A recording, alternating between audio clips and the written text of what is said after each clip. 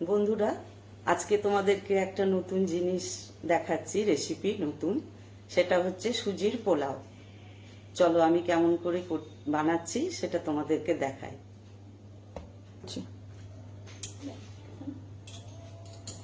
এটা বানাতে কি কি লাগবে চলো দেখাই। আমি 1 কাপ সুজি নিয়েছি, আর চিনি, লবণ, ঘি, আর কুচনো গাজর, কুচনো বিনস, কিছুটা মটরশুঁটি, আর কিছুটা ফুলকপি কুচনো, আর একটা লঙ্কা, আর এখানে কাজু আর কিশমিশটা আমি ভেজে রেখেছি। চলো এবার আমি দেখাই কি করে বানাবো। এখানে আমি কড়াইয়ের মধ্যে একটু ঘি দিয়ে দিলাম। এবার তেজপাতাগুলো দিয়ে দেব। সুজিটা ভেজে নেব।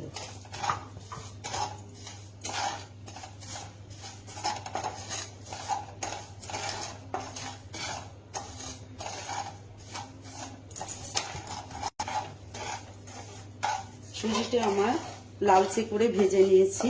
এবার এটা ঢেলে নেব।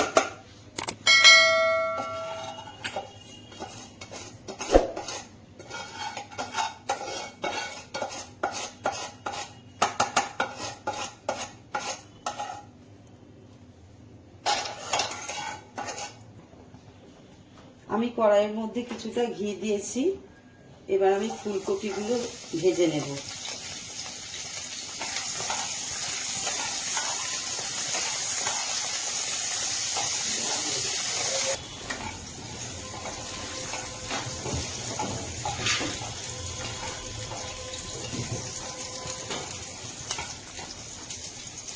ফুলকপিটা আমার একটু লালচে হয়ে এসেছে।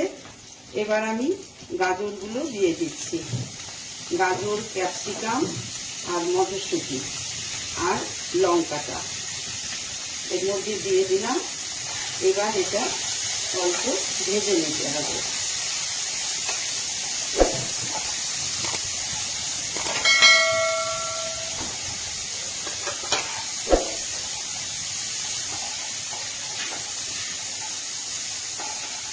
ভেজে নিয়ে আমি এর মধ্যে লবণ দিয়ে দিলাম স্বাদ মতো।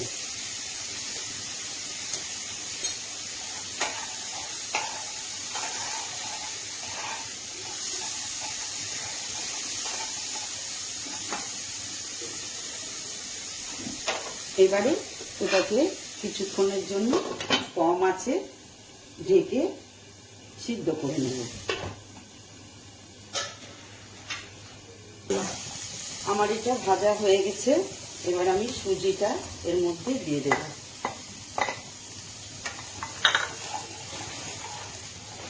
সুজিটা আগে থেকেই ভাজা ছিল। এর মধ্যে দিয়ে আমি সামান্য জল দিয়ে দেব।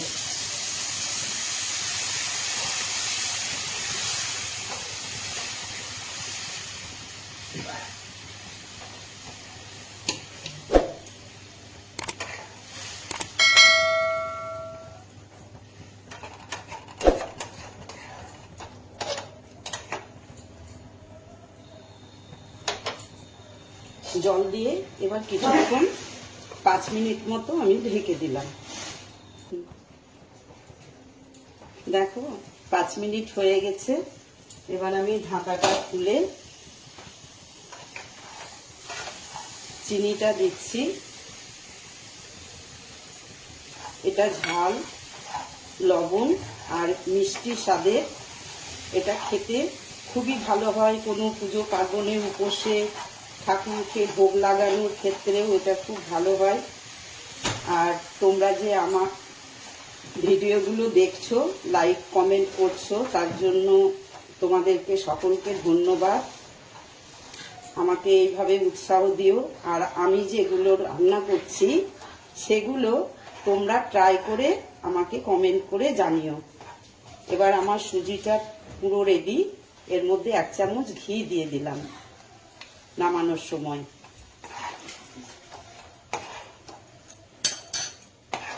আর এর মধ্যে একটা এলাচ গুঁড়ো দেব।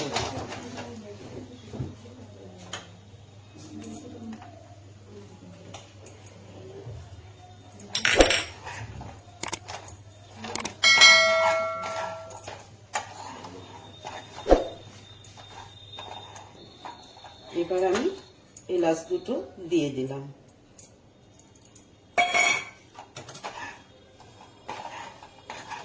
ব্যাস, আমার এটা একদম রেডি।